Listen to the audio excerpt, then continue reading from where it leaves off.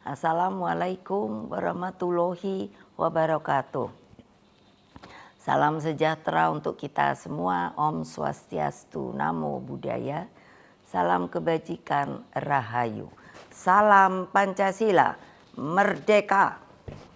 Saudara-saudara sekalian, seluruh rakyat Indonesia yang saya cintai dan banggakan dimanapun kalian berada. Puji syukur kehadirat Allah Subhanahu wa Ta'ala atas rahmat dan karunia-Nya yang diberikan kepada kita semua. Pada momentum yang sangat baik ini, setelah mendengarkan dengan seksama terhadap apa yang terjadi dalam kehidupan politik kita masa sekarang dan mempertimbangkan segala sesuatunya dengan hati nurani yang jernih, sebagai kontemplasi, maka saya memutuskan sudah tiba saatnya untuk berbicara.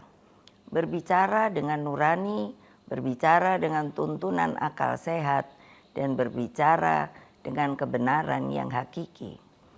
Dengan melihat persoalan yang kita hadapi akhir-akhir ini, maka izinkan saya berbicara di sini sebagai anak bangsa yang ikut berjuang bagi tegaknya demokrasi Indonesia, juga berbicara sebagai Presiden kelima Republik Indonesia dan sebagai Ketua Umum Partai Demokrasi Indonesia Perjuangan.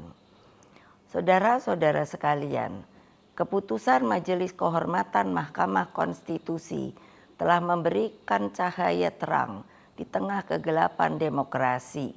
Keputusan MK tersebut menjadi bukti bahwa kekuatan moral, politik kebenaran, dan politik akal sehat tetap berdiri kokoh meski menghadapi rekayasa hukum konstitusi. Kita semua tentunya sangat-sangat prihatin dan menyayangkan mengapa hal tersebut sampai terjadi. Berulang kali saya mengatakan bahwa konstitusi itu adalah pranata kehidupan berbangsa dan bernegara yang harus diikuti dengan seluruh-seluruhnya. Konstitusi tidak hanya ditaati sebagai sebuah hukum dasar tertulis, namun konstitusi itu harus memiliki roh yang mewakili kehendak, tekad, dan cita-cita tentang bagaimana bangunan tata pemerintahan negara disusun dan dikelola dengan sebaik-baiknya, seperti yang dicita-citakan oleh para pendiri bangsa.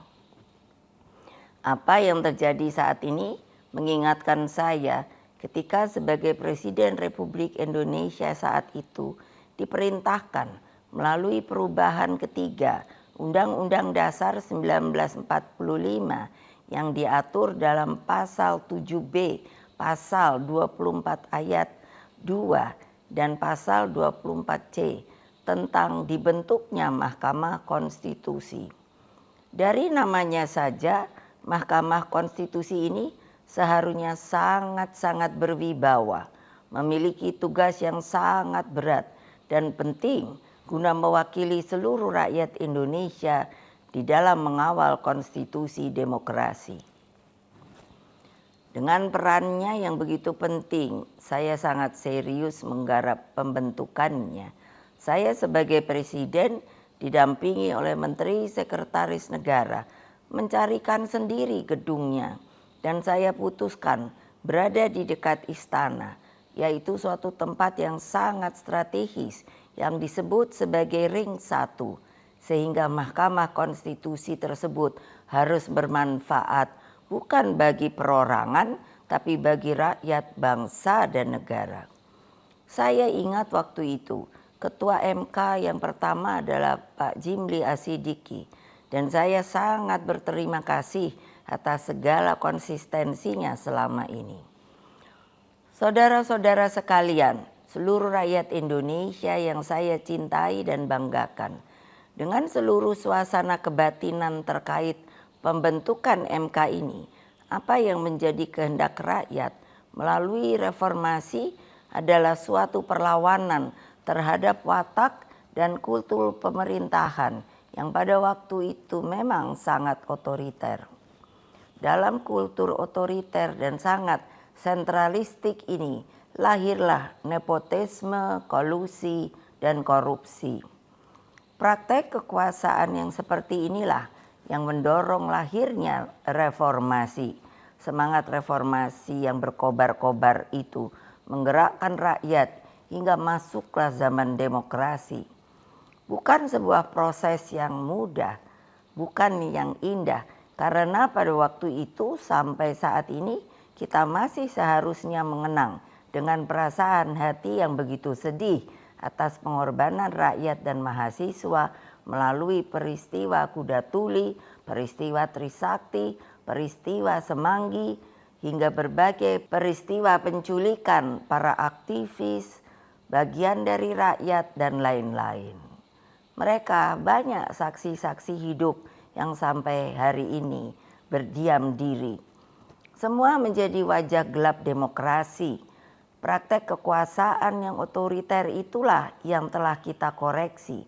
Maka melalui reformasi janganlah lupa lahirlah demokratisasi melalui pelaksanaan pemilu presiden dan wakil presiden secara langsung dan terbatas, serta undang-undang tentang pemerintahan yang bebas dari nepotisme, kolusi, dan korupsi. Apa yang terjadi di Mahkamah Konstitusi akhir-akhir ini telah menyadarkan kita semua bahwa berbagai manipulasi hukum kembali terjadi. Itu semua akibat praktek kekuasaan yang telah mengabaikan kebenaran hakiki politik atas dasar nurani. Saudara-saudara sekalian, seluruh rakyat Indonesia yang saya cintai dimanapun kalian berada, jangan lupa kita adalah bangsa pejuang. Kita bangsa yang mampu mengatasi berbagai cobaan sejarah. Karena itulah dalam situasi seperti ini, mari kita kawal pemilu 2024 dengan nurani dan sepenuh hati. Kita jadikan pemilu 2024 sebagai momentum untuk mendapatkan pemimpin terbaik yang benar-benar mewakili seluruh kehendak rakyat Indonesia, mengayomi agar Indonesia menjadi bangsa hebat, unggul, dan berdiri di atas kaki sendiri. Rekayasa hukum tidak boleh terjadi lagi.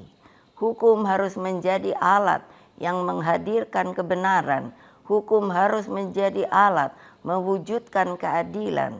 Hukum harus menjadi alat mengayomi seluruh bangsa dan negara Indonesia. Dengan keadilan inilah kemakmuran pasti akan bisa diwujudkan. Karena itulah terus genggam erat semangat reformasi itu. Jangan lupa terus kawal demokrasi berdasarkan nurani.